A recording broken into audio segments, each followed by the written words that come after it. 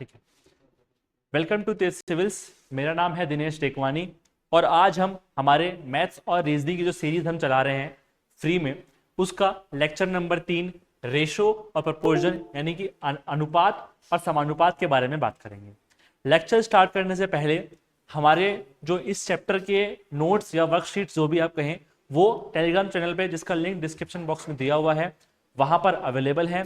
Please सबसे पहले आप नोट्स को डाउनलोड कीजिए, उन नोट्स को प्रिंट निकालिए, उसके बाद क्लास में बैठिए, क्योंकि हम साथ के साथ जो है क्वेश्चंस की प्रैक्टिस करेंगे और आपके नोट्स जो हैं वो मैथ्स और रीजनिंग के प्रिपेयर हो जाएंगे, जिनको आप बाद में भी यूज कर सकते हो रिवाइज करने के लिए, एग्जाम से पहले भी और बीच में भी। ठीक है, तो रेशो और प्रोपोर्शन एक बहुत ही ज्यादा इंपॉर्टेंट टॉपिक है आरएएस के सिलेबस का और एसआई के सिलेबस का। ऐसा क्यों है? क्योंकि खुद के टॉपिक से तो एक या दो क्वेश्चन आएंगे ही आएंगे, अदर टॉपिक में भी इसका यूसेज आपको देखने को मिलेगा। वो मैं आपको फर्दर क्लास में बताऊंगा कैसे रेशो और प्रोपोर्शन में जो हमने सीखा वो हम यूज कर रहे हैं। तो हर टॉपिक की तरह सबसे पहले मैं एकदम बेसिक से शुरू करूंगा कि रेशो का मतलब क्या होता है, अनुपात का मतलब क्या होता है। कोई भी चीज अगर फ्रैक्शन के रूप में लिखी हुई है, कोई भी चीज अगर फ्रैक्शन के रूप में लिखी हुई है तो वो क्या हो जाएगा, रेशो हो जाएगा आपका। ठीक है, हाँ, तो फ्रैक्शन में लिखी हुई है कोई भी चीज तो वो क्या हो जाएगा, रेशो हो जाएगा आपका। जैसे कि अगर कोई चीज लिखी हुई है एक्स अपॉन वाई, तो इसका मतलब क्या है, ये एक्स रेशो वाई के रेशो में है। ठीक है, बिल्कुल सिंपल लेहमैन टर्म्स में तो उसकी यही डेफिनेशन है। दूसरी बात क्या है कि ये प्रोपोर्शन क्या चीज है, सम अनुपात। अब देखो बना हुआ है ये सम प्लस अनुपात, यानी कि कोई दो अनुपात अगर समान है, बराबर है, तो वो क्या हो जाएंगे, समानुपात में हो जाएंगे। एक सिंपल सा एग्जांपल है कि 3:8 मैंने एक लिखा और 6:16 मैंने लिखा। अब आपको ये दिख रहा है कि अगर मैं इसको 2 से कट करूंगा तो ये वापस से यही बन जाएगा 3:8। इसका मतलब क्या हुआ, ये 3:8 और 6:16 क्या है, सेम बातें हैं, सेम अनुपात है, इसलिए क्या है, ये समानुपात में है। और बचपन में अगर आपको टॉपिक याद आ रहा है तो हम इस तरीके से इसको लिखा करते थे। यूज कुछ नहीं आएगा एग्जाम में, सिर्फ एक जनरल अंडरस्टैंडिंग के लिए मैंने बता दिया कि इस तरीके से इसको, अगर मान लो कहीं गलती से एग्जाम में ऐसा लिखा हुआ कुछ आ जाए तो इसका मतलब ये है कि जो ये रेशो दिए हुए हैं ये आपस में इक्वल है, समानुपात के अंदर है। ठीक है, अब ये तो हो गई बेसिक बातें।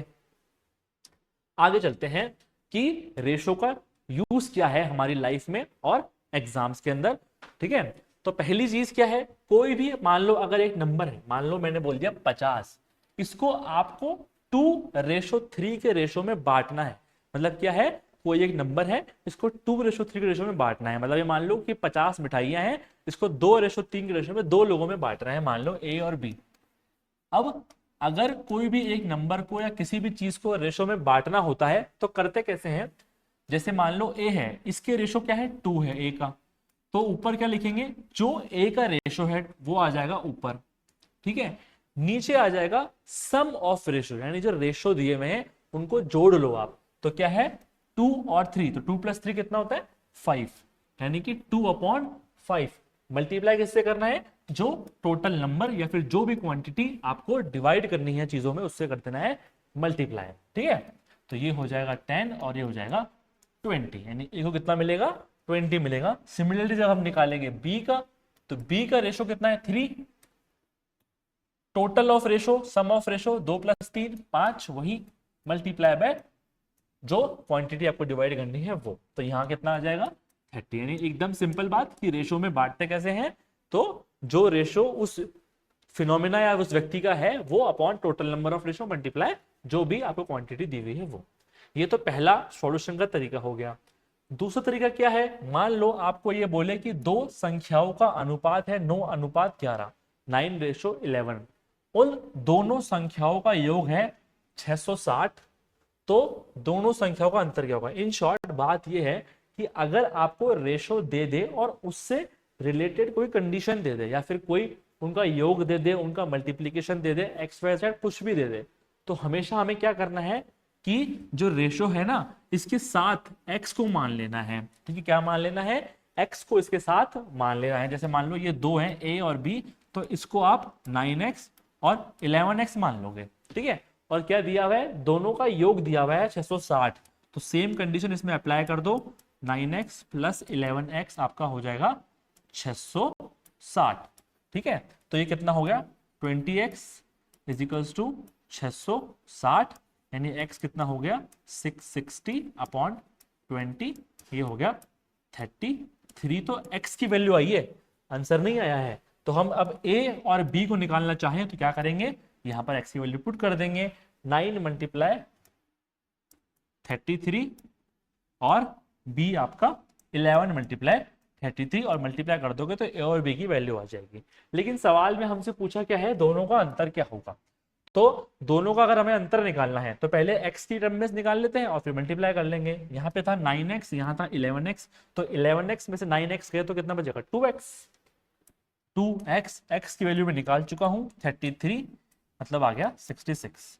ठीक है, तो ये सवाल वैसे और भी तरीका है इसको करने का, बिल्कुल सिंपली, कि 660 को ही आप जैसे हमने पहले किया था ना, कि 660 का अगर रेशो निकालना है, मल्टीप्लाई 9 सम ऑफ रेशो 20, ऐसे करके भी कर सकते हैं। लेकिन मेरा पर्पस ये सवाल सॉल्व कराना नहीं था, मेरा पर्पस था ये कंसेप्ट समझाना कि जब अनुपात में रहता है तो x कैसे मानना होता है और उसमें रिलेशन कैसे बनाना होता है। ठीक है, इसीलिए मैंने ये सवाल दिया हुआ था। ठीक है, अब नेक्स्ट एक चीज और, जैसे कि हमने पिछले परसेंटेज वाले टॉपिक के अंदर प्रॉफिट एंड लॉस को जोड़ के पढ़ा था ना, सिमिलरली रेशो और प्रपोर्शन वाले टॉपिक में आरएएस और एसआई में होता क्या है कि जो एक अलग से टॉपिक होता है मिश्रण का, जिसको बोलते हैं एलिगेशन या मिक्सचर, उस टॉपिक के सवाल भी मिलके आते हैं आपके रेशो और प्रपोर्शन से। तो जरूरी क्या है कि एलिगेशन और मिश्रण के जो बेसिक्स हैं उनको भी हम यहीं पे जान लें, क्योंकि अलग से इसको पढ़ने का तो मौका हमें मिलेगा नहीं, क्योंकि ये सिलेबस के अंदर स्पेसिफिकली लिखा हुआ नहीं है। ठीक है, तो मिश्रण का मतलब क्या होता है, सिंपल है कि दूध में आप पानी मिला लोगे, एक मिश्रण बच जाएगा, वो मिश्रण होता है। ठीक है, अब इसमें सॉल्व कैसे करना होता है वो देखो।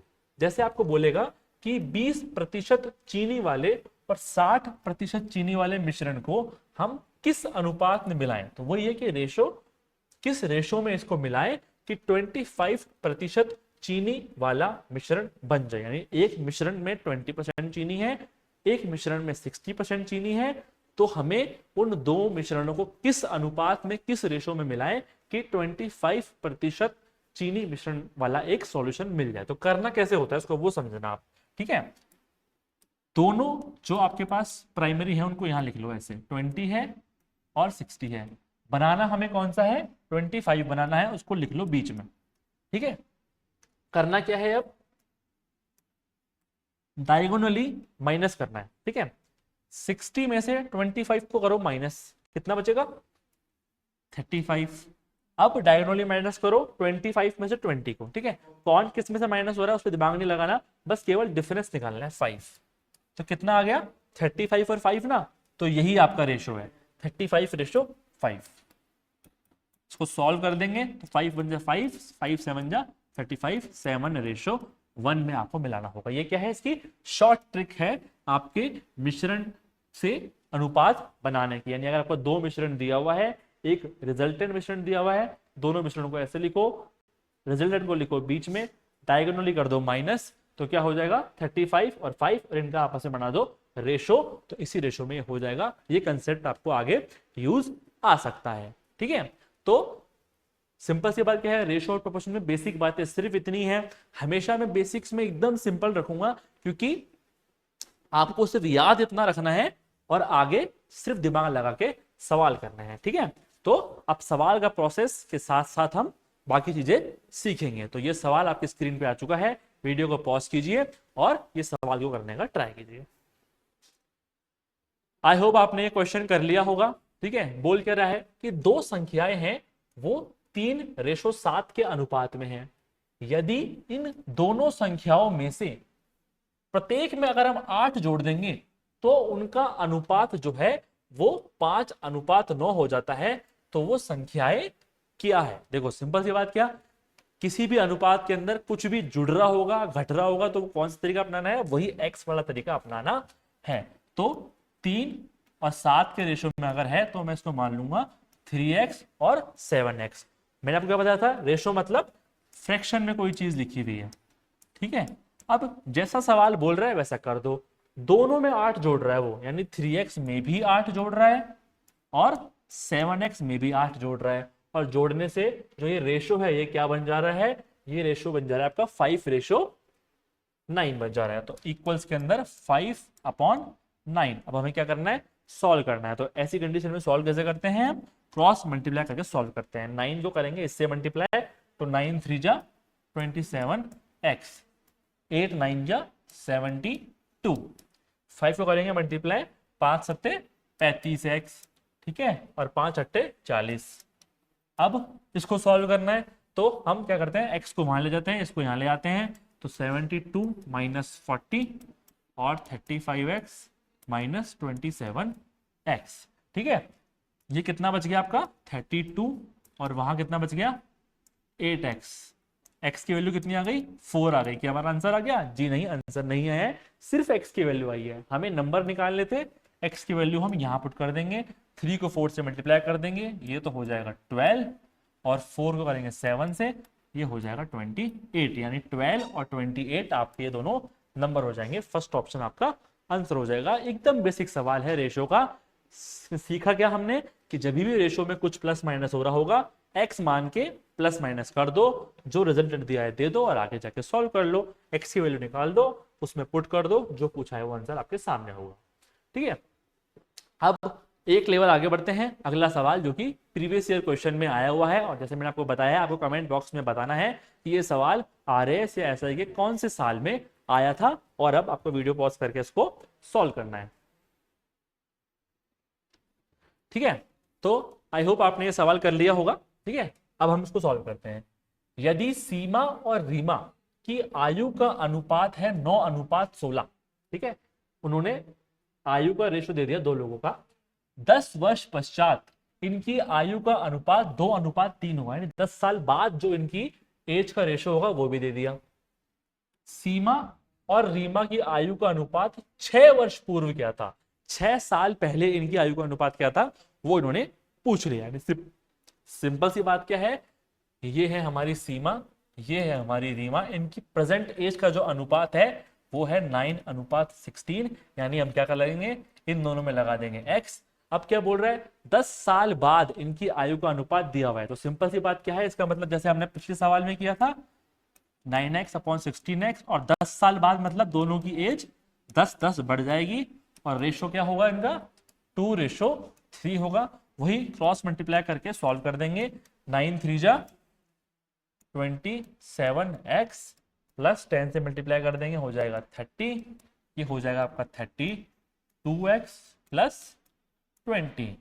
इसको यहां ले आते हैं, 30 माइनस 20, 32x माइनस 27x, ये बच गया आपका 10, ये बच गया आपका 5x, यानी कि 10/5, तो आ गई x की वैल्यू 2।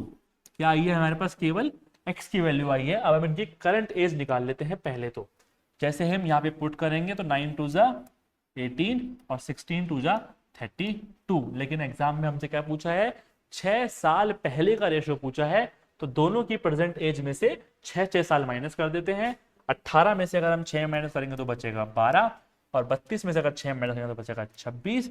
इसको कर देंगे सॉल्व, तो बचेगा ये 6/13, यानी 6:13। ये आपका 4th नंबर आंसर हो गया, ठीक है। आराम से सवाल था। पीवाई के कितने इजी सवाल आते हैं RAS के अंदर, आप देख लो। करना क्या है, करना कुछ नहीं है, जो रेशो दिया हुआ है हमने x मान लिया, 10 साल दोनों में जोड़ दिया, 2 बार रेशो दिया हुआ है, सॉल्व कर लिया, x की वैल्यू निकाल दी, उसमें से परसेंटेज निकाल ली। पूछा क्या है, 6 साल पहले का रेशो पूछा है, चलो 6 दोनों में से कर देते हैं माइनस, और रेशो बना देते हैं, आराम से हमारा आंसर आ गया। आगे चलते हैं, और ये हाँ, ये भी RAS SI के जो पीवाई क्यू है उसमें आया हुआ सवाल है। आराम से वीडियो को पॉज करो और क्वेश्चन को करने का ट्राई करो, ठीक है। आई होप आपने क्वेश्चन करने का ट्राई किया होगा, ठीक है। इस बार हुआ क्या है, बस 3 वैल्यू दे दी उसने, कि 3 विद्यार्थी हैं ABC, एक कंपटीशन में, एक प्रतिस्पर्धा में वो भाग लेते हैं, और 3:4:5 के अनुपात में इन्हें नगद पुरस्कार, कैश प्राइज मिलता है। इसके बाद क्या होता है कि जो प्रिंसिपल साहब है ना स्कूल के, वो खुश हो जाते हैं कि वाह यार तुमने प्राइज जीत लिया, तुमको 4-4 हजार रुपए मैं अपनी तरफ से देता हूँ, यानी प्रत्येक विद्यार्थी को उन्होंने 4-4 हजार रुपए और दे दिए। ध्यान से पढ़ना, प्रतिस्पर्धा में उनको 3:4:5 का ही मिला है, प्रिंसिपल ने बाद में 4 हजार रुपए दिए हैं। ठीक है, अब ये मैं क्यों बोल रहा हूं, जब हम आंसर निकाल लेंगे ना फिर बात करेंगे। परिणाम स्वरूप अब ए बी सी के नगद पुरस्कार का जो रेशो है वो हो जाता है 5:6:7। ठीक है, ए बी सी के नगद पुरस्कार का रेशो बदल गया क्योंकि 4-4 हजार रुपए उनको और मिल गए। बी को प्रतिस्पर्धा में कितनी राशि मिली है आपको सिंपल सा ये निकालना है। ठीक है, 3 लोग हैं, ए बी और सी, प्राइस मिला है 3:4:5। करेंगे क्या, एक्स लगा दिया, एक्स लगा दिया। अब इनको 4-4 हजार रुपए और मिल गए, +4,000 +4,000 और +4,000। जब 4-4 हजार रुपए और मिल गए तो इनको रेशो जो हो गया वो हो गया इनका 5:6:7। अब मुझे बी का निकालना है ना केवल, तो मैं क्या करूंगा, इन तीनों में से, क्योंकि मुझे तो केवल 2 में ही रिलेशन चाहिए, 3 में तो मैं कैसे सॉल्व करूंगा, तो सिर्फ मान लो आप ए और बी का पकड़ लो। ठीक है, और सी को छोड़ दो क्योंकि मुझे तो बी की वैल्यू चाहिए केवल। तो करेंगे कैसे, ए की वैल्यू कितनी है 3x + 4,000, बी की वैल्यू कितनी है 4x + 4,000। ठीक है, इज टू रेशो कितना है इनका 5 और 6, यानी 5/6। चलो सॉल्व कर लेते हैं। 6 3 = 18x, 6 4 = 24, 24,000, 20x और 20,000। ठीक है, ये आ जाएगा उधर, तो ये बचेगा 4,000 और वो बचेगा 2x, यानी x की वैल्यू आ गई आपकी 2,000। ठीक है, तो b को क्या मिल रहा था। अब हाँ, सवाल यहां समझने वाला अब है। ठीक है, x की वैल्यू निकाल दिया आपने। अब एक बार फिर से पढ़ना, पूछा क्या है इसने पूछा है b को प्रतिस्पर्धा में कितनी राशि मिली है। ठीक है, उसने टोटल नगद प्राइस नहीं पूछा, केवल पूछा है प्रतिस्पर्धा में कितनी राशि मिली है। तो प्रतिस्पर्धा में तो सिर्फ इसको 4x मिला है, ये 4,000 रुपए तो बाद में दिया है ना प्रिंसिपल ने। ठीक है, तो केवल 4x मिला है, तो केवल यहां मल्टीप्लाई करेंगे और 4 को 2,000 करेंगे, आ जाएगा 8,000। देखो ये सवाल ना थोड़ा सा डिबेटेबल सवाल था आरएस में। क्यों, क्योंकि इसमें अगर हम प्रिंसिपल के 4,000 रुपए जोड़ लेते हैं तो 12,000 भी आपके आंसर में एक ऑप्शन है। अब क्योंकि कहीं इतना मतलब क्लियर नहीं हो पा रहा इस लाइन से कि वो केवल प्रतिस्पर्धा की ही बात कर रहा है या फिर जो उसको स्टार्टिंग में पैसा मिला था उसी की बात कर रहा है। ठीक है, लेकिन क्योंकि ये सवाल पास्ट हो चुका है तो इसके बारे में बैठ के सोचने से कुछ होगा नहीं। करना क्या है हमें फ्यूचर में, हमें लास्ट लाइन को ध्यान से पढ़ना है कि उसने कौन सी चीज पूछी है। ठीक है, तो वही चीज हमें निकालनी है। ठीक है, इतना बस ध्यान रखना है, क्योंकि बहुत लोगों ने ये गलती की थी कि 4x में 4,000 भी जोड़ दिया था। ठीक है, तो वो गलती हमें नहीं करनी है। अब नेक्स्ट सवाल, हाँ अच्छा सवाल है, इसको आप पॉज करो वीडियो को और करने का ट्राई करो। हाँ जी, आपने ये सवाल ट्राई किया होगा। इस सवाल को करने के वैसे 2 तरीके हैं, मैं आपको दोनों बता दूंगा, दोनों में से जो आपको अच्छा लगे वो आप अप्लाई कर लेना। ठीक है, एक्स और वाई की मासिक आय का रेशो दिया हुआ है, इनकम 4:3 के रेशो में है, और उनके मासिक खर्च का भी रेशो दिया हुआ है 3:2 में। हालांकि प्रत्येक व्यक्ति प्रति माह कितना बचाता है 6,000 रुपए, वो भी दिया हुआ है। उनकी मासिक आय क्या है। सबसे पहले समझो 3 चीजें होती हैं, एक होती है आपकी इनकम, एक होता है आपका एक्सपेंडिचर और एक होता है आपकी सेविंग। तो इनमें रिलेशन क्या होता है, इनकम में से अगर आप एक्सपेंडिचर माइनस कर दोगे तो आपकी सेविंग आ जाएगी। सिंपल बात है एकदम, कि जितना आपने कमाया उसमें से खर्चा हटा दो तो मतलब आपकी सेविंग आ गई। ठीक है, अब इसी फॉर्मूले को, जो ये एक कंसेप्ट है, इसको क्वेश्चन के अकॉर्डिंग मोल्ड करते हैं। देखो, जो इनकम और एक्सपेंडिचर में से आपको निकालना क्या है, मुझे इनकम निकालनी है, तो हम क्या करेंगे, इनकम को सिर्फ एक साइड रखेंगे। ठीक है, सॉरी हाँ, इनकम को एक साइड नहीं करते हम, एक्सपेंडिचर को रख देते हैं एक साइड, जिससे कि हम उसको चेंज कर देंगे। ठीक है, तो हम क्या करते हैं, एक्सपेंडिचर को वहां भेज देते हैं। तो income minus service, sorry service क्या, सेविंग यहां आ गई तो हो गई माइनस, इज इक्वल्स टू आपका एक्सपेंडिचर हो गया। यानी हमारा जो बेसिक फॉर्मूला बन गया वो ये बन गया कि इनकम में से अगर हम माइनस करेंगे आपकी सेविंग तो आ जाएगा एक्सपेंडिचर। ठीक है, अब हम बात करते हैं एक्स और वाई की, फिर हम इसको इस फॉर्मूले में पुट करेंगे। एक्स और वाई की जो इनकम है, यानी जो इनकम है वो है 4:3 में, यानी ये मान लो ये है 4x और ये है 3x, ठीक है। इनकम दे दी, एक्सपेंडिचर का रेशियो मेरे पास है इनका 3:2, मेरे पास इनका एक्सपेंडिचर का रेशियो है। मेरे पास इन दोनों की सेविंग है 6,000। तो अब अगर मैं ऐसा करूं कि expenditure of x upon expenditure of y, इसका रेशो मुझे दिया हुआ है 3:2। अब मैं इस फॉर्मूले से निकाल लूं एक्सपेंडिचर क्या है, इनकम माइनस सेविंग। इनकम कितनी है x की 4x, सेविंग कितनी है 6,000, ये मैंने माइनस कर दिया, ठीक है। अपॉन y की इनकम कितनी है 3x, ठीक है। सेविंग कितनी है वही 6,000, मैंने कर दिया माइनस, इजिकल्स टू मैंने क्या लिख दिया, इनका रेशो लिख दिया 3:2। अब मैं कर देता हूं इसको सॉल्व, ठीक है। यहाँ पे ये हो जाएगा 8x माइनस 12,000, ठीक है, इजिकल्स टू 9x माइनस 18,000, ठीक है। तो ये आपका चला जाएगा माइनस के 12,000 प्लस के 18,000, वहां पे हो जाएगा 9x माइनस 8x, ये बच जाएगा प्लस का 6,000 क्योंकि 18,000 बड़ा है, और ये आ जाएगा x। तो मेरे पास x की वैल्यू आ गई 6,000। मुझे निकालना क्या है, देयर टोटल मंथली इनकम, ठीक है। उनकी इनकम है 4x और 3x, ठीक है। तो इसकी इनकम कितनी हो जाएगी 24,000, 6 से मल्टीप्लाई कर देंगे, और इसकी हो जाएगी 18,000। अब मुझसे क्या अलग अलग पूछिए जी, नहीं दोनों का सम पूछा है मेरे से, तो सम कर देते हैं। कितना हो गया 24 18 42 हो गया, हाँ 42,000 आपका आंसर हो गया, ठीक है। तो एक तरीका तो इसका ये है, कैसे है कि जो हमारा बेसिक फॉर्मूला है income minus expenditure is equal to saving वाला, उसके अंदर हम एक्सपेंडिचर को वहां ले जाए, सेविंग को यहाँ ले आए, ठीक है। फिर उसके बाद हमने दोनों की इनकम को और सेविंग को यहाँ लिख लिया, इसमें इसको माइनस करके दोनों के रेशो में इक्वल रख दिया, ठीक है। और केवल x में ही अपना काम कर लिया और x मैंने निकाल दिया, ठीक है। ये तो है इसका एक तरीका। अगर ये समझ में आ गया तो वेल एंड गुड है, बहुत अच्छी बात है, थोड़ा सा अच्छा तरीका है। अब इसका एक और तरीका समझ लेते हैं, ठीक है। जो बेसिक फॉर्मूला था हमारा उसी को यूज करके कि income minus expenditure is equals to saving. अब दोनों की, ये x है ये y है, ये इनकम ले लो ये एक्सपेंडिचर ले लो। इनकम क्या है 4:3, तो यानी कि 4x और 3x। इनका खर्चा क्या है, एक्सपेंडिचर है 3 और 2, तो इसको भी लिख देते हैं, पर अब क्या लिखना पड़ेगा y के टर्म्स में लिखना पड़ेगा, ठीक है।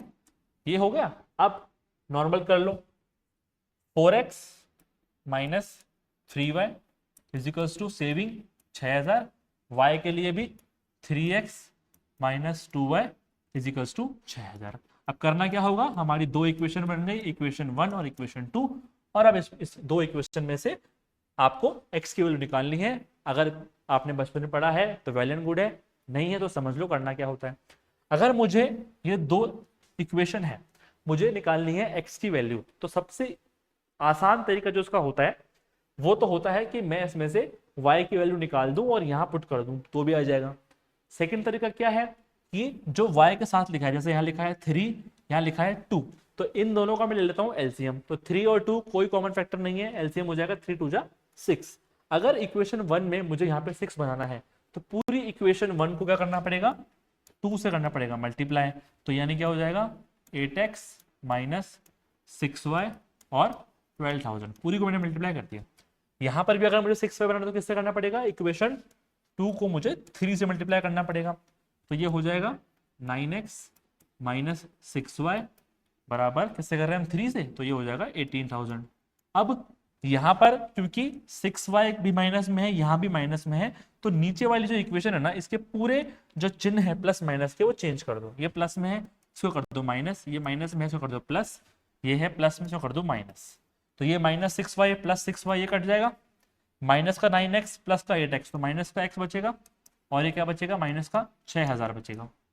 माइनस में माइनस कट गया, x की वैल्यू आ गई 6,000। तो एक तरीका ये है करने का, फिर वही x की वैल्यू पुट करो और कर दो। पर मेरे अकॉर्डिंग इससे पहले वाला तरीका ज्यादा आसान है। शुरू में एक स्टेप उसको समझ लोगे तो फिर ये x y और उनको इक्वेशन को सॉल्व करने का ये झंझट टाइम वेस्ट नहीं होगा बिल्कुल भी, ठीक है।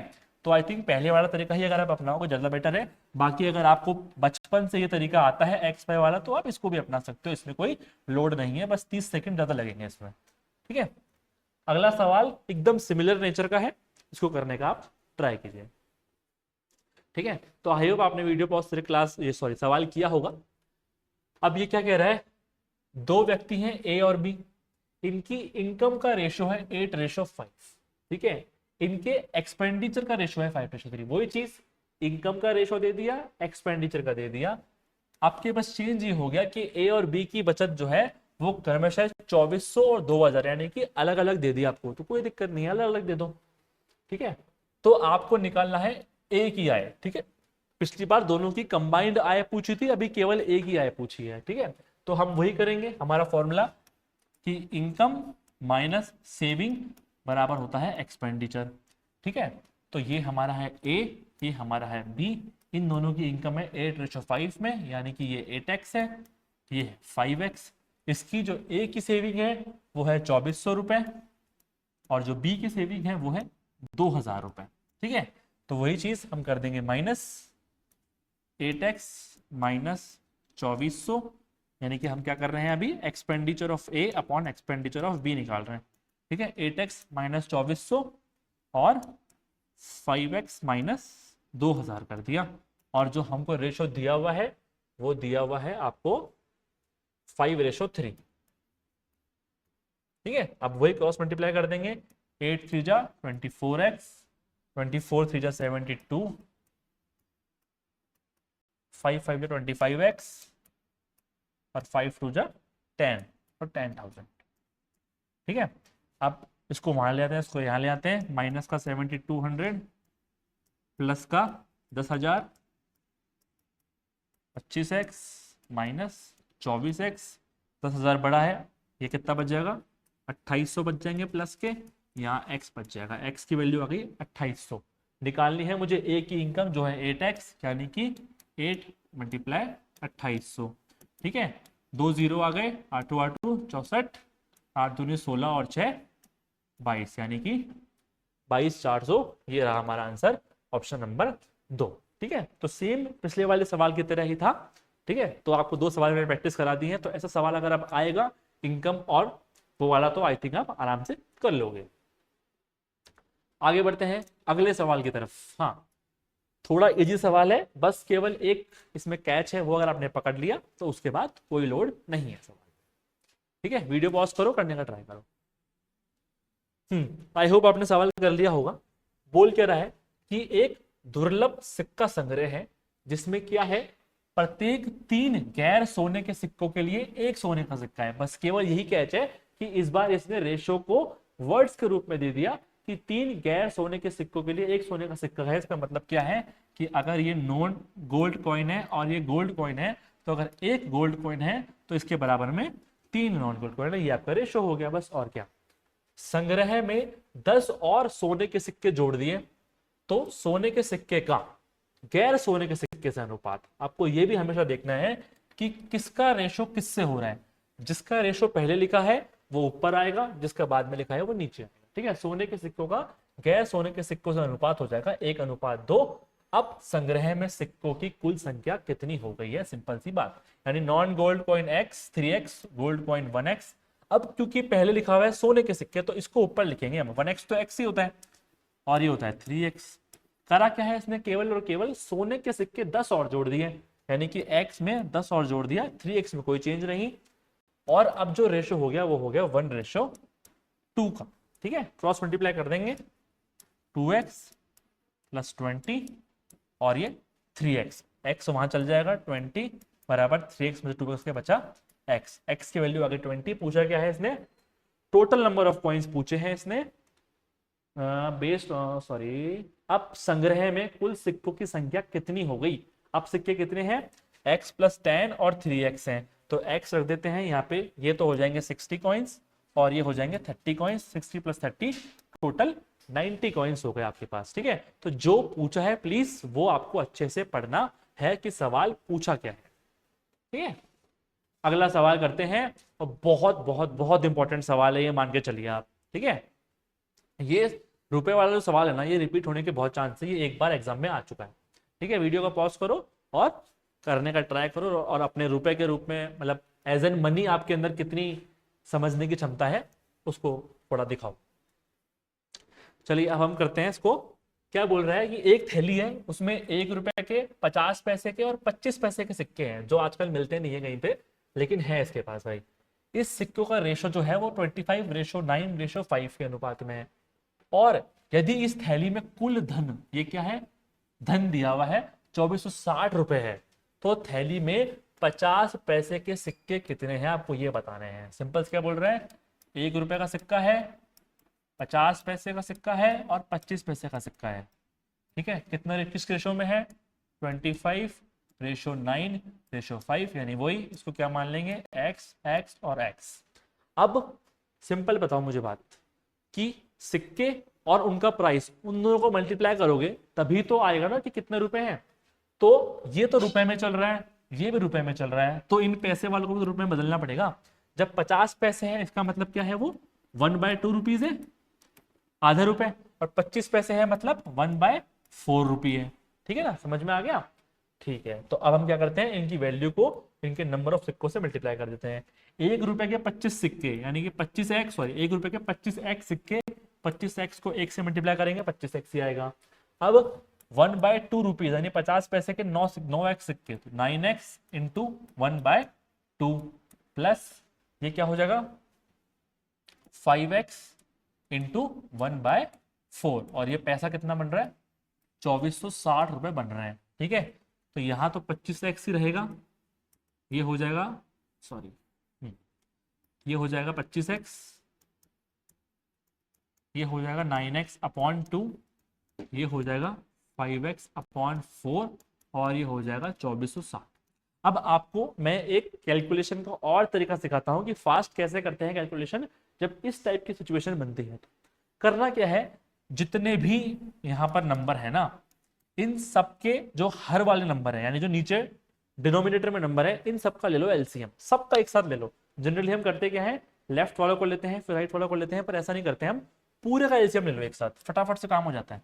अब 1 को तो काउंट ही मत करो, 2 और 4 है, तो एलसीएम लेने में क्या बताया, अगर छोटे वाले नंबर का डिवाइड बड़े वाले में पूरा पूरा जा रहा है तो बड़ा वाला नंबर ही एलसीएम होता है, यानी कि 4 ही एलसीएम है। अब हम करते क्या है, इस नंबर का इसमें डिवाइड देते हैं और इसको ऊपर वाले से मल्टीप्लाई करते हैं। तो 1 है तो 4 का 4 ही आएगा, 25 से होगा मल्टीप्लाई तो हो जाएगा 100x। यहाँ पे 2 को देंगे तो आ जाएगा 2, और 2 को करेंगे 9x से मल्टीप्लाई तो आ जाएगा 18x। 4 का 4 तो सिमिलर उतर जाएगा ऊपर वाला, और इसके अंदर 4 से हो जाएगा मल्टीप्लाई, 2460 मल्टीप्लाई बाय 4। ठीक है, और क्या करना है, एंड में इसको हटा देना है, ये हट जाएगा क्योंकि सबके नीचे आ गया ना, वो सबके नीचे आ गया तो वो कट जाएगा। तो अब ये कितने x हो गए, 100x और 18x, 118x, 118 प्लस 5 123, 123x बराबर हो गया 2460 मल्टीप्लाई बाय 4। तो x की वैल्यू क्या हो गई, 2460 मल्टीप्लाई बाय 4 अपॉन 123। ठीक है, अब ये दोनों 3 से कट जाएंगे, क्यों, क्योंकि देखो 3 + 2 5 + 1 6, sum of digit is divisible by 3। Similarly ऊपर 2 + 4 6 और 6 12, अंकों का योग क्या हो रहा है, 3 से विभाज्य है, तो मतलब ये दोनों 3 से कट जाएंगे। इसीलिए फर्स्ट लेक्चर में आपको 3 का डिविजिबिलिटी रूल समझाया गया था कि यहाँ पे आप कंफ्यूज ना हो। तो 3 4 और 1 8 2 और 0। ठीक है, अब ये 41 से पूरा पूरा कट जाएगा 2 बार, और ये आ गया 80। मेरे पास क्या आया है, x की वैल्यू आई है, उसने पूछा है 50 पैसे के सिक्के, 50 पैसे के सिक्के थे 9x, तो 9 मल्टीप्लाई 80, 720। ऑप्शन नंबर 2 आपका सही जवाब हो गया। इसमें समझने वाली क्या बात थी कि जब भी रुपए की बात होगी तो नंबर ऑफ कॉइन्स को जो उस रुपए की वैल्यू है, यानी कि जो सिक्के की वैल्यू है, उससे करेंगे मल्टीप्लाई, तभी जाकर वो टोटल सम आएगा। प्लस ध्यान ये रखना है कि अगर कोई चीज पैसे में है तो उसको रुपए में कन्वर्ट करना है, यानी सिंपल सी बात है, सारा जो क्वेश्चन है वो एक ही यूनिट में चलना चाहिए। ठीक है, आगे बढ़ते हैं। आसान सा सवाल है और इसको आप रिलेट कर पाओगे क्योंकि एक स्टूडेंट का सवाल है जिसके एग्जाम में मार्क्स आ रहे हैं। ठीक है, वीडियो को पॉज करो और करने का ट्राई करो। चलिए अब हम समझते हैं इस सवाल को। आई होप आपने सवाल को कर लिया हो, काफी आसान सवाल है। ठीक है, एक छात्र है, वो 6 पेपर में उपस्थित हुआ है, प्रत्येक पेपर के लिए अधिकतम अंक जो समान है, यानी कि जो मैक्सिमम नंबर है हर एक पेपर सेम मार्क्स का है।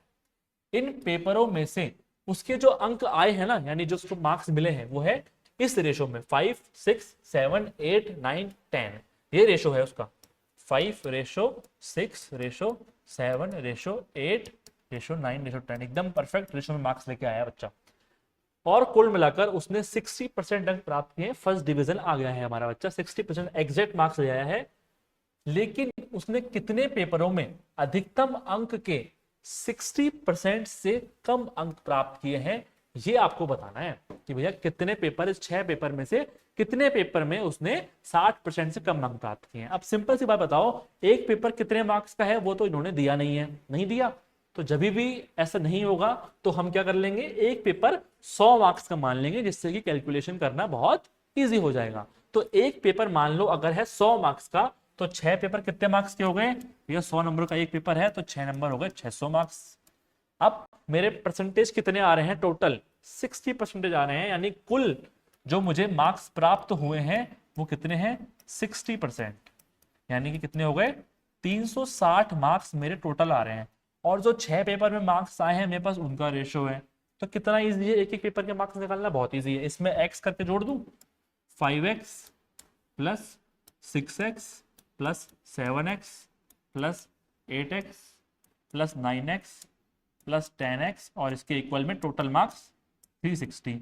जोड़ लेते हैं, 5 और 6 11, 11 और 7 18, 18 और 8 26, 26 और 9 35, 35 और 10 45। तो यानी कि 45x बराबर 360, x की निकाल लेते हैं वैल्यू, 360 बचे 45, 5 से काट देते हैं पहले और ये काट देते हैं 8, x की वैल्यू आ गई 8। तो अब एक एक पेपर में कितने मार्क्स है वो निकाल लेते हैं। 8 को 5 से करो मल्टीप्लाई, 8 5 जा 40, 6 से करोगे 48, 7 से करोगे 56, 8 से करोगे 64। इन बेसिकली आपको 8 का पहाड़ा लिखना है यहाँ पे। अब ये सारे मार्क्स आ गए आपके, ये सब 100 में से मार्क्स हैं, ठीक है, 40, 48, 56, 64, 72 और 80 ये मार्क्स आए उसके 6 पेपर में। अब पूछा क्या था, कितने पेपरों में 60% से कम मार्क्स आए हैं, मतलब कितने पेपर में 60 से कम नंबर हैं। इसलिए तो हम 100 मानते हैं कि फालतू का दिमाग लगाना ही ना पड़े। तो 60 से कम, देखो ये 3 पेपर हैं, 40, 48, 56, 64 से ऊपर तो 60 से ऊपर हो गए ना, तो 3 पेपर में उसके 60% से कम नंबर आए हैं। इसका मतलब इसका आंसर क्या हो गया, 3। How many papers, 3 paper. तो आसान सवाल था ना, बिल्कुल आराम से आप ऐसा सवाल कर सकते हो। ठीक है, आगे बढ़ते हैं। और अब जो मैंने आपको बोला था कि रेशो वाले टॉपिक के अंदर जुड़ा हुआ है एक मिश्रण वाला टॉपिक, एलिगेशन वाला टॉपिक, उस टॉपिक के सवाल करते हैं, देखना कितना इंटरेस्टिंग है। ठीक है, तो ऐसा करते हैं, एक सवाल मैं करा देता हूं पहले, उसके बाद आगे के सवाल आप ट्राई करना। ठीक है, 2 मिश्र धातु हैं, ठीक है, सोना और तांबा, इनके क्रमशः 7:2 और 7:11 के अनुपात में मिलाकर बनाया जाता है। यानी 2 मिश्र धातु में सोने और तांबा, जिसमें 7:2 और 7:11 ये 2 आपने अलग अलग मिश्रण बना लिए हैं। इन दोनों मिश्र धातुओं को समान मात्रा में मिलाकर अब आप तीसरा मिश्रण बना रहे हो। ठीक है, इस तीसरे मिश्रण में सोने और तांबे का क्या अनुपात होगा, ये आपसे पूछ रहा है। मतलब क्या है कि ये पहला मिश्रण है M1, इसके अंदर क्या है, कॉपर और गोल्ड। कॉपर कितना है आपका, सॉरी गोल्ड पहले लिखा हो तो पहले गोल्ड लिख लेते ना, फालतू का टेंशन क्यों पालना है। ये आपका M1 है, M1 मिश्रण के अंदर गोल्ड और कॉपर, गोल्ड और कॉपर है 7:2 में, और M2 के अंदर गोल्ड और जो कॉपर है वो दिया हुआ है 7:11 में। इन दोनों को मिलाकर मैंने एक तीसरी मिश्र धातु बनाई है। मुझे इसमें बताना है सोना कितना है, तांबा कितना है। करते कैसे हैं वो समझो। ठीक है, सबसे पहला एकदम स्टार्टिंग में पहुंच जाओ लेक्चर के। मैंने क्या बोला था, अगर आपको बताना है कि अगर कोई रेशो दिया हुआ है उसमें से एक का अमाउंट कितना है, तो करते कैसे हैं, यानी कि अगर मैं पहली मिश्र धातु में देखूं गोल्ड 1, तो गोल्ड का जो मिश्रण है 7 और इसका जो सम है 7 + 2 9, मतलब क्या हुआ, G1 है 7/9, G2 यानी दूसरे मिश्रण के अंदर जो गोल्ड मिला मुझे वो कितना मिला, 7 plus sum of the ratios 11 + 7 18। तो टोटल गोल्ड जो इन दोनों को मिलाने से मिला है, क्या कर देंगे, इन दोनों को जोड़ देंगे ना, G1 + G2 को, कितना हो जाएगा 7/9 प्लस 7/18, 18 एलसीएम हो जाएगा, 9 टू जो 18 और ये हो जाएगा 14 प्लस 7 यानी कि 21/18, और अगर इसको हम 3 से सॉल्व कर देंगे तो आ जाएगा 7/6। यानी ये मेरा गोल्ड आ गया तीसरे मिश्रण में, इन दोनों को मिलाने से ये गोल्ड की आ गई मेरे पास। अब मुझे सिमिलरली कॉपर निकालना है, तो कॉपर 1 प्लस कॉपर 2 करना पड़ेगा ना। तो कॉपर 1 कितना है, देखो भाई यहां पर कॉपर है 2 upon sum of ratio 7 plus 2 9, यहां पर कॉपर कितना है 11, यहाँ लिखा नहीं हमने, गोल्ड है ये कॉपर है, कॉपर कितना है 11, 11 प्लस सम ऑफ रेशो 18, वही 18 आपका एलसीएम आएगा, 2 टू जा 4 प्लस 11 यानी कि 15/18, इसको भी 3 से काट दें, ये आ जाएगा 5/6। यानी इन शॉर्ट अगर मैं आपसे बताऊं यहाँ पर, तो टोटल गोल्ड मेरे पास आया था 7/6 और टोटल कॉपर जो मेरे पास आई है वो आई है 5/6। अब मुझे इनका रेशो बनाना है।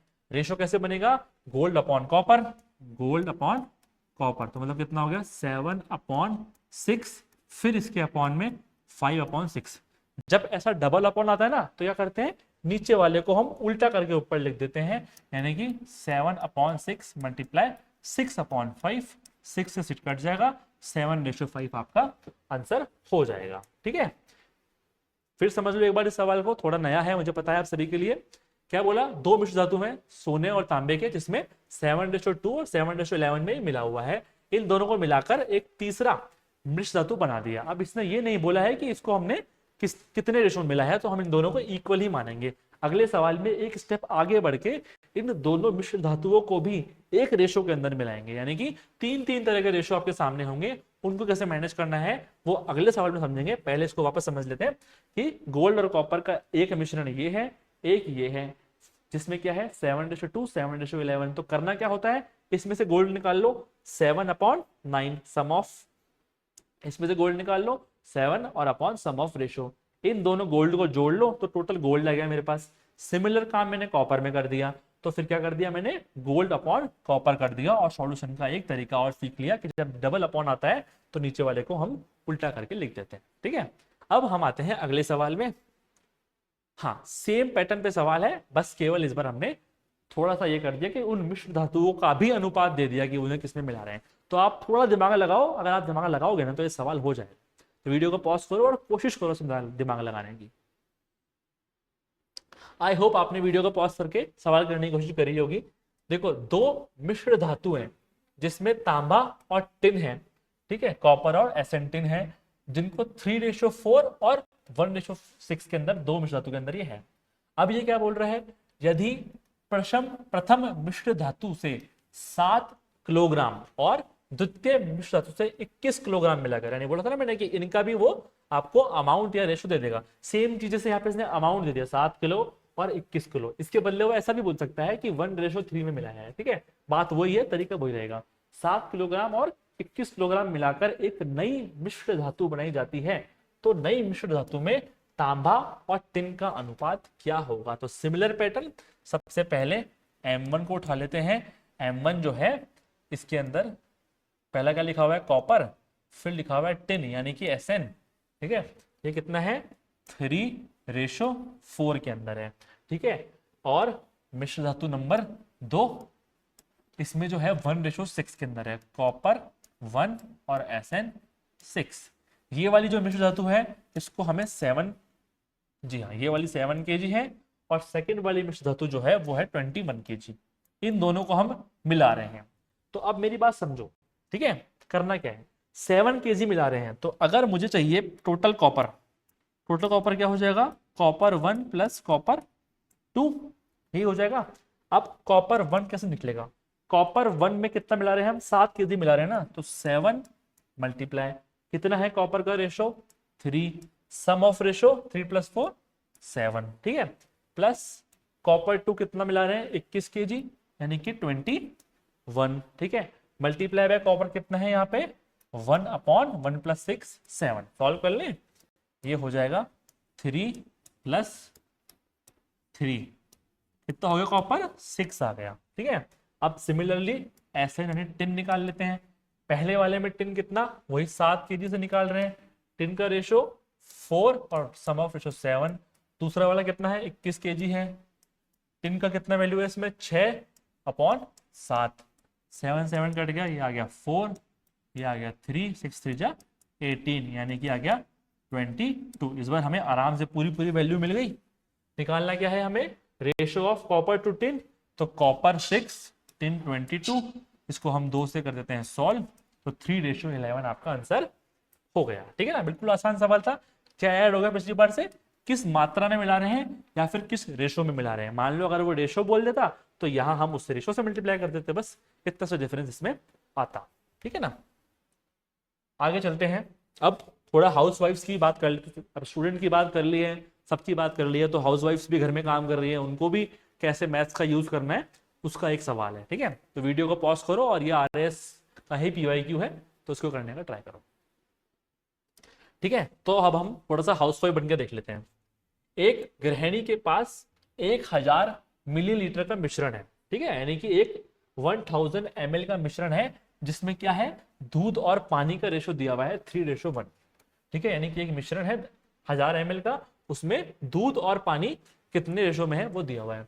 फिर ये ऐसे बोल रहा है कि इसमें दूध और पानी के 3:2 वाले 250 ml मिश्रण को और मिला लिया उसमें। ठीक है, आपने देखा होगा मम्मियां अलग अलग बर्तन में दूध रखती हैं, तो एक बर्तन में दूध और पानी का रेशो ये था, दूसरे बर्तन में ये था, मम्मी ने दोनों को मिला दिया। तब वो इस संयुक्त मिश्रण में से 250 ml का उपयोग दही बनाने में कर दिया। अब उसमें से कुछ निकाला और उसका दही बना दिया। ठीक है, शेष बचे हुए मिश्रण में से कितना शुद्ध दूध बचा हुआ है, इसके बाद जो आपके पास दूध बचा है, मतलब कि जो मिश्रण बचा हुआ है दूध और पानी का, इसमें प्योर मिल्क कितना है वो निकालना है। तो देखो ऐसे टाइप के सवाल में प्रोसेस क्या रहेगा वो देखो, एकदम स्टेप बाय स्टेप चलते जाओ। सबसे पहले क्या बोला, 1000 ml था आपके पास। ठीक है ना, 1000 ml है। अब इस 1000 ml में दूध कितना है, पानी कितना है, इन ml वो निकाल लो। ठीक है, इसमें क्या बोला, रेशो है 3:1, 3:1 के रेशो में। इसका मतलब क्या है कि अगर मुझे दूध निकालना है इसमें से, तो 1000 मल्टीप्लाई 3 और 3 + 1 4 हो गया, यानी कितना, 750 ml। सेम इसको कर लेंगे, 1000 मल्टीप्लाई 1/4 यानी 250 ml। ठीक है, ये मेरे पास ओरिजिनली था जिसमें दूध 750 था, पानी 250 था। अब मैंने इसमें एक और मिश्रण ऐड किया है। अब जो ये मिश्रण ऐड किया है ये है 250 ml का मिश्रण। ठीक है, इसमें दूध और पानी कितना है भाई, ये देख लेते हैं एक बार, दूध और पानी। ठीक है, 3:2 के रेशो में है सर। ठीक है, मतलब दूध इन नंबर कितना हो गया, 250 मल्टीप्लाई 3 और 3 + 2 5, यानी 150 ml। और जो पानी है वो कितना हो गया, 250 मल्टीप्लाई 2/5, यानी कि 100 ml। अब मुझे बताओ, जब मैंने इन दोनों को मिला दिया तो जो मेरा दूध बना D' मान लो 750 था और 150 था, तो कितना हो गया 900। और जो पानी बना दोनों को मिलाने के बाद P' मान लो 100 और 250, यानी 350 ml। यानी कि जो अब मेरा ये नया मिश्रण बना है, इस मिश्रण के अंदर दूध और पानी का अनुपात निकाल दूं, 900/350, 18:7, यानी कि इस नए मिश्रण के अंदर दूध और पानी का ये अनुपात है। आप देखते हैं आप क्या कर रही है मम्मी, अब जो हाउसवाइफ है वो क्या कर रही है, 250 ml उन्होंने इस मिश्रण में से दही बना दिया। मतलब टोटल देखो 1000 ml और 250 ml बनाया मिलाया गया था, तो 1250 ml हो गया था। इस 1250 ml के अंदर जो रेशो है वो मैंने निकाल लिया दूध और पानी का। रेशो तो यही देखो, 250 ml निकाल के अगर आपने दही बना ली, उससे आपका रेशो तो चेंज नहीं होगा, रेशो तो सेम रहेगा, बस केवल आपका टोटल अमाउंट ऑफ मिक्सचर कम हो जाएगा। इस 250 ml में, सॉरी इस 1250 ml में से 250 ml कम हो गया, तो कितना बचा, 1000 ml दूध बचा। अब सॉरी 1000 ml मिश्रण बचा। इस 1000 ml मिश्रण में प्योर मिल्क कितना है, ये निकालने के लिए क्या करेंगे, हम मिल्क का निकाल लेते हैं। तो इस 1000 ml में से मिल्क का रेशो कितना, 18, 18 + 7 25, 40 और 18, 18 4 जा 72, यानी 720 ml क्या है इसमें प्योर मिल्क है। Option number 4। कैसे किया फिर से देख लो एक बार। सबसे पहले ऐसे सवालों में जहां पर भी रेशो के अंदर और इसमें दिया हुआ है, एक एक को खोल के लिख लो। शुरू में 1000 ml था, दूध और पानी का मिश्रण 3:1, 750 और 250 ml निकाल दिया। फिर उसमें दूध मिलाया, दूध और पानी कितना था, 150 और 100 था। मिलाया है तो दूध को दूध से जोड़ दो, पानी को पानी से जोड़ दो, ये आ गया। इसमें नए मिश्रण में क्या रेशो है वो निकाल लिया। अब फिर कंडीशन देख ली कि इसने अच्छा 250 ml की दही बना ली है, लेकिन दही बनाने से हमारा मिश्रण सॉरी जो रेशो है वो चेंज नहीं होता, माइनस कर दो रेशो, बचा 1000 ml। 1000 ml मिक्सचर में से दूध कितना है, तो दूध का आप रेशो निकाल लो, सवाल पूरा हो गया। ठीक है, अब इस चैप्टर का आखिरी सवाल, और आखिरी सवाल तो थोड़ा आसान होना चाहिए। ठीक है, तो आप इस आसान सवाल का ट्राई करो। ठीक है, आई होप आपने ये सवाल ट्राई किया होगा, हो गया होगा। क्या बोल रहा है, एक 60 लीटर के मिश्रण में दूध और पानी का अनुपात है 5:3। बिल्कुल सिंपल। ठीक है, कि 60 लीटर मिश्रण है और दूध और पानी बता दिया इसने। यदि इसका अनुपात आपको 1:2 करना है तो मिश्रण में कितना पानी मिलाना पड़ेगा आपको। 5:3 के अनुपात में है और आपको 1:2 करना है, कितना पानी और मिलाना पड़ेगा। तो पहले हम देख लेते हैं कितना पानी है हमारे पास। तो 60 लीटर अगर मिश्रण है, दूध और पानी, दूध कितना है 5 के रेशो में, पानी है 3 के रेशो में, और इन नंबर निकालना होगा तो 60 × 5, 5 + 3 8। ठीक है, 4 2 जा 15 और ये हो गया 75/2। और अगर हम पॉइंट में लिखना चाहे तो पॉइंट में भी लिख सकते हैं, चाहे ऐसे भी कर सकते हैं, यानी 37.5। ठीक है, 37.5 लीटर आपके पास दूध था। पानी कितना था, 60 × 3/8, 4 2 8 15, 45/2, और चाहे तो आप लिख सकते हो 22.5 लीटर। अब ये दूध था, ये पानी था। अब मुझे सिर्फ पानी मिलाना है और रेशो को 1/2 करना है। सिंपल, पहले पुराना वाला तरीका, दूध में कोई चेंज नहीं करना, पानी के अंदर मुझे कुछ पानी मिलाना है और वो पानी में मान लेता हूं x। ठीक है, फिर से ही लिखना पड़ेगा। 37.5 मेरा दूध था, 22.5 मेरा पानी था, मुझे कुछ अमाउंट ऑफ पानी मिलाना है, रेशियो को 1/2 करना है। 37.5 को 2 से मल्टीप्लाई कर देंगे, आ जाएगा 75। इसको करेंगे 1 से मल्टीप्लाई तो सेम रहने वाला है। 22.5 + x, यानी x की वैल्यू क्या हो गई, 75 - 22.5, यानी कितना हो गया ये 52.5 हो गया क्या, 52.5 लीटर इसका आंसर हो गया। आसान सवाल था ना, देखो आपको आ गया करना, तो आपको अब रेशो और प्रोपोर्शन करना आ गया है। ठीक है, अब रेशो और प्रोपोर्शन जो खुद टॉपिक सवाल आते हैं वो तो हमने कर ही लिए। अब इसका और टॉपिक्स में भी रोल है, वो रोल तब पता पड़ेगा जब आप और टॉपिक्स पढ़ेंगे।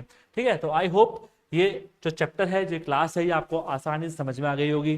अब आपका टास्क क्या है, आपको ये रिवाइज करना है, बचे हुए PYQs करने हैं।